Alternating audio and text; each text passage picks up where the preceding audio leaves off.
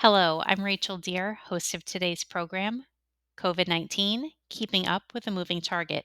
Thank you for joining us. This activity is jointly provided by the Postgraduate Institute for Medicine, DKBMed, and the Institute for Johns Hopkins Nursing. Today's program is accredited for ANCC, AAPA, and AMA PRA Category 1 credit. Please visit our website for complete CE information. If you're tuning into our webcast, please click the Claim Credit button on the webinar console. Otherwise, please go to covid19.dkbmed.com, navigate to our multi-specialty episodes, and select this webinar to claim credit. Today's learning objective is to describe population immunity towards Omicron BA4 and BA5 subvariants. Today's learning objective is to describe implications of pre-existing immunity on rapid antigen testing. This activity is supported by an independent medical education grant from Gilead Sciences, as well as in-kind support from DKB Med. With us today, we have Dr. Paul Auwaerter, Clinical Director of the Division of Infectious Diseases at Johns Hopkins School of Medicine. Joining him to discuss the Omicron variant and COVID-19 testing is Dr. Michael Mina, Chief Science Officer at eMed and an epidemiologist, immunologist, and physician. Doctors, thank you for your time today. Thanks so much. Just delighted that Michael Mina has been able to join us today and talk about some of the frequent issues that I think many of the clinicians are fielding from patients as well as family and friends since the pandemic and the SARS-CoV-2 virus certainly is not dissipating. And exactly what's happening is I think we have a less clear picture since many people are not even getting tested or they're doing home testing, and we just don't have as much of a basis. Michael, we've been dealing with this for 2.5 years now and gone through a lot of variants. This RNA virus continues to evolve. What's sort of your view of what's happened so far? I mean, is this going to be the new, maybe not seasonal influenza? Is this going to be a virus that will always cause more trouble and be with us, but sort of replace influenza as the main concern? I think in the short term, obviously it has, but in the medium and long term, I don't really believe that it's going to replace influenza. I think, what we're witnessing, in my view, is on very public display is the sort of the birth of a new virus into the human population. And what we're witnessing is that if we think of, if we use this in terms that we're all comfortable with, we kind of saw this virus jump into humans as a baby virus. It's a very young virus, and it had a lot of room to stretch its legs. It had to learn to crawl and to walk, and unfortunately, we're now seeing it learn to run. It would be naive of us to have thought that this virus wasn't going to have an amazing capacity to mutate and have variants spin off of it very quickly in a time frame that maybe traditionally we're not used to for coronaviruses, for example. But we're also not used to looking at new coronaviruses. When they first jump into the human population in a fully unoptimized or non-optimized fashion, they then have to, they learn very quickly how to, learn not actually, but they mutate, and they find new ways to bind receptors that allow them to have better infection rates, better transmissibility. And the only thing a virus is really knows how to do, if you will, is to keep advancing its fitness. And that's really what we're witnessing. And the reason I say that in response to the question, is this going to be the new thing that we worry about? I do think it's eventually going to hit a plateau where it has found its sort of optima, where it won't be able to readily sort of optimize in much greater fashion. Eventually it'll get there. And what we're also seeing in parallel is people are developing pretty darn robust immunity from both vaccines and infections, even though it sometimes gets lost in the mix. But people are much more immune today than they were at the beginning of this pandemic. And I think unfortunately, we have to grow out of this pandemic, just like a child has to grow out of their high risk period of life in the first few years as they develop immunity. We're doing that as adults. We're growing out of it by building layers of immunity. What's really different is A, we're adults doing it, which means that we're largely higher risk, and B, the virus is also in parallel evolving. And so it's prolonging the experience. Yeah, I think, certainly we get the sense that especially RNA viruses have this capacity because of the way they make new RNA molecules to introduce lots of mutations that eventually do improve fitness.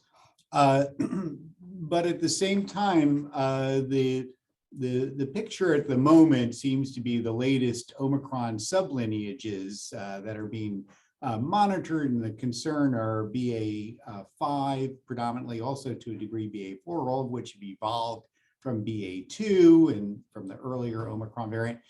These seem to be moving rather quickly, or at an advancing speed, probably because of the sheer number of infections and the infectivity. What's your viewpoint so far, both on the pathogenicity of the virus at these changes and also its immune evasiveness, both to maybe natural immunity? Well, why don't I just stop there, and then we'll get to vaccine and natural immunity in a minute. Yeah, I think certainly BA.4 and 5 are two of the current variants that we are all keeping our eyes on, in my view, rightly so. They are, I think what's very important for people to know is that these new variants aren't fundamentally more immunologically evasive, in the sense that the virus itself is not picking up new tricks to evade our immune system any certain way. It's what is happening, for people who aren't as familiar with this space, is that they're more immune evasive, given that our immunity was derived from a previous variant. And so again, we will get through this wave of BA.4 and 5, but certainly these two variants, to your point, they have mutated significantly now, yet again. They are quite distinct at this point from the original Omicron variant. And that means that a lot of the gains that were made in terms of immunity from getting vaccinated or previously infected from Alpha, Delta, and the original Omicron, they are only providing a limited amount of immunity. And as the virus keeps marching away, it gets to know what that immunity looks like, and it marches away to try to evade it. And so we're in this game of catch up. And I do think that BA.4 and 5, most people, as has been the case throughout most of the pandemic, most age groups aren't at massive risk. But one of the really concerning things, if you look at the hospitalization rates, the people who are at the greatest, where you really see hospitalizations and deaths increasing again with this new wave, are of course the older individuals in our communities, those individuals over 65 and certainly over 75. And this is a reflection not just of their inherent increased susceptibility to this virus, and that's for a number of reasons, but also, in my view, it's the relative increase in susceptibility we're seeing in the older age classes compared to the younger for BA.4 and 5, I think is reflecting the fact that older individuals are not maintaining their immunological memory as well as younger people. And so if you had some residual memory, maybe it's T cells that you derive from Omicron or from Delta, as we age, we're just not able to maintain that immunological memory repertoire as well as a younger individual. So we're seeing this kind of compounded, and unfortunately, the very people who have always been at the highest risk are also the people for whom it's going to be most difficult to get the most benefit from, to maintain the most immunological memory. And so that's my concern as we see BA.4 and 5 come through and new waves.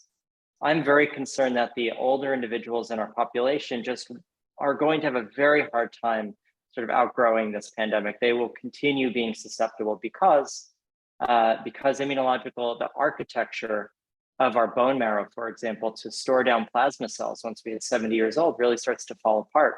relative to a 40-year-old, and it's a very, very challenging situation that we find ourselves in as a community, but in particular our senior citizens.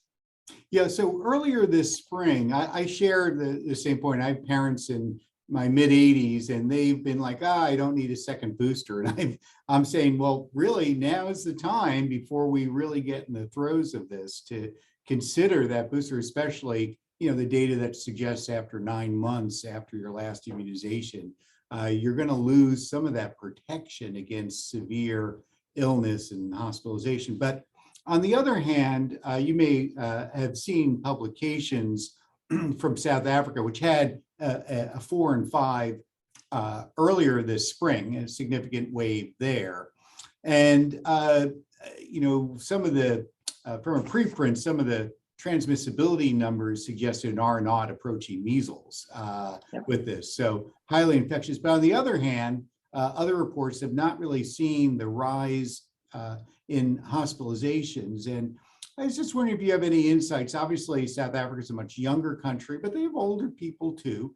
And of course, they had sort of a different immunization approach initially with the Janssen vaccine, with some quarter or perhaps more of the population getting some mRNA immunization, either primary or booster.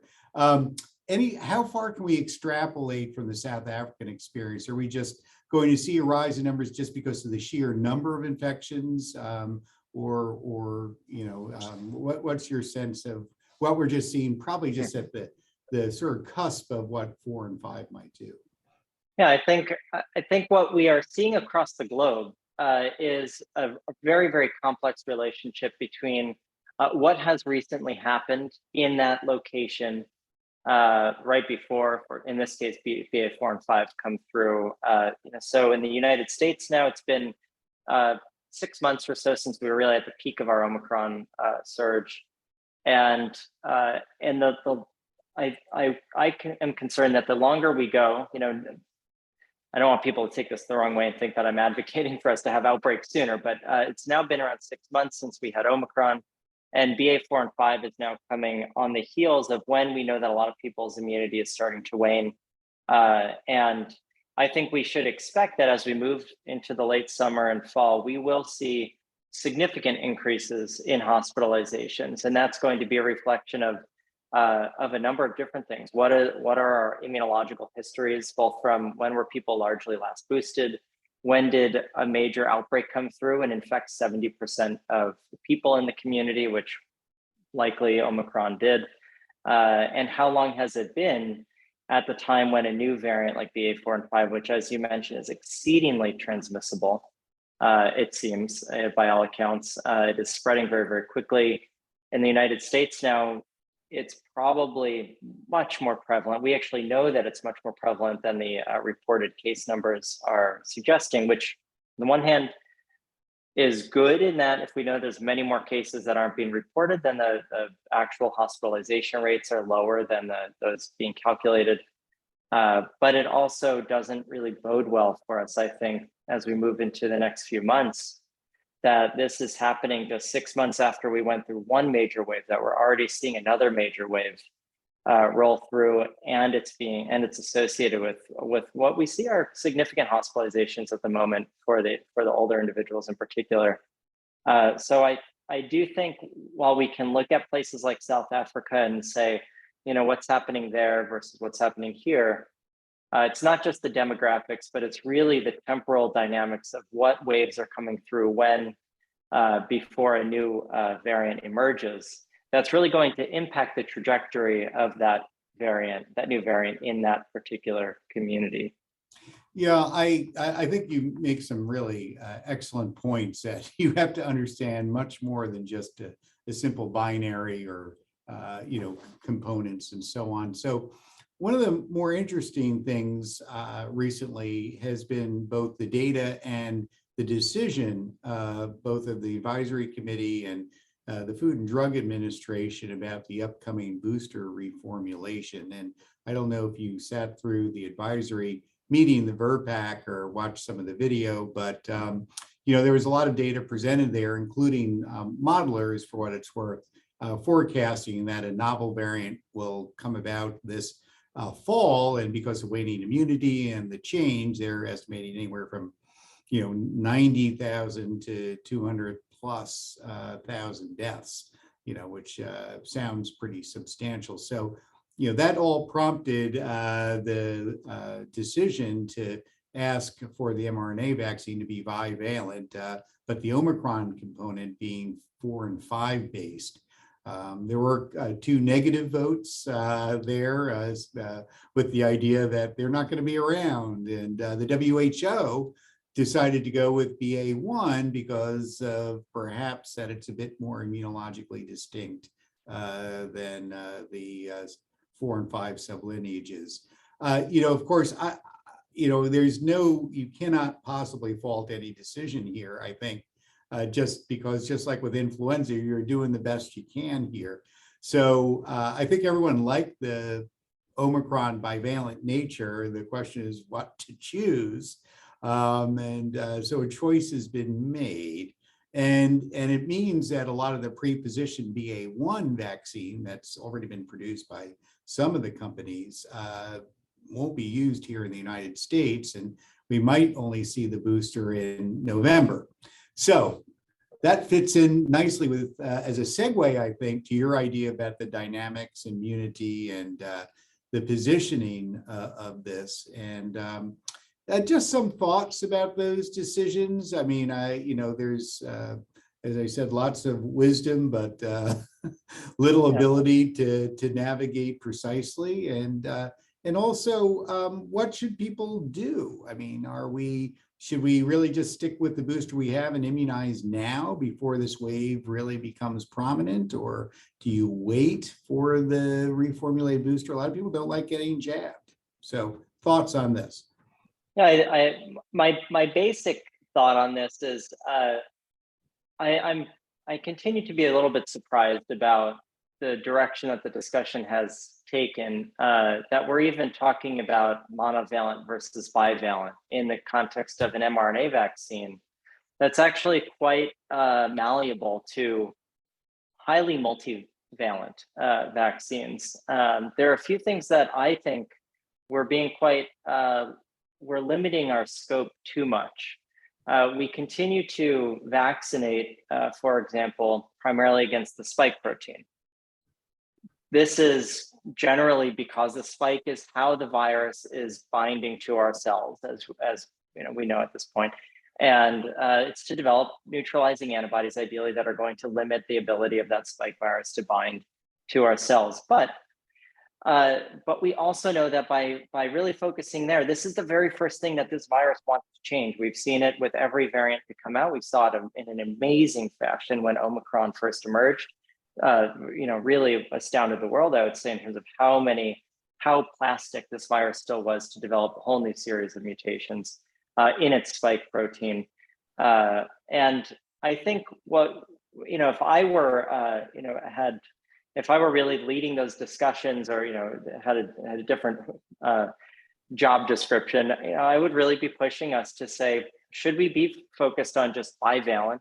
We know that the immunological system is capable of massive scaling in parallel to identify and respond to multiple proteins at once. A single protein is actually many, many epitopes just in its own.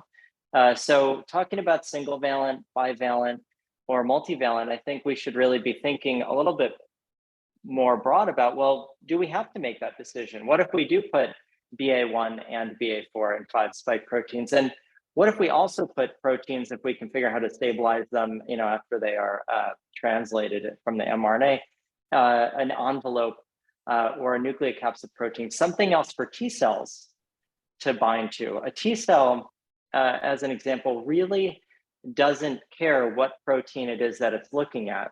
When a T cell first is able to identify that a virus has infected a cell and go after it, it's actually only ever seeing a protein after the virus has been chopped up in a million pieces.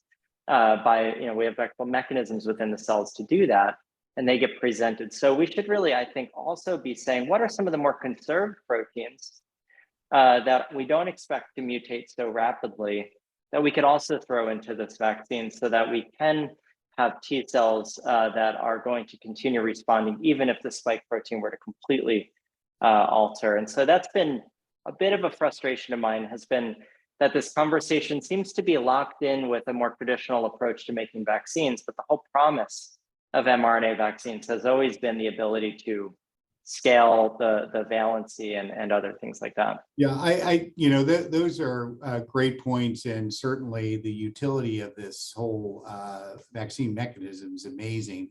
On the other hand, though, real clinical trials would be needed for safety for any new proteins, and there's already a lot of vaccine hesitancy, so you can imagine. Absolutely.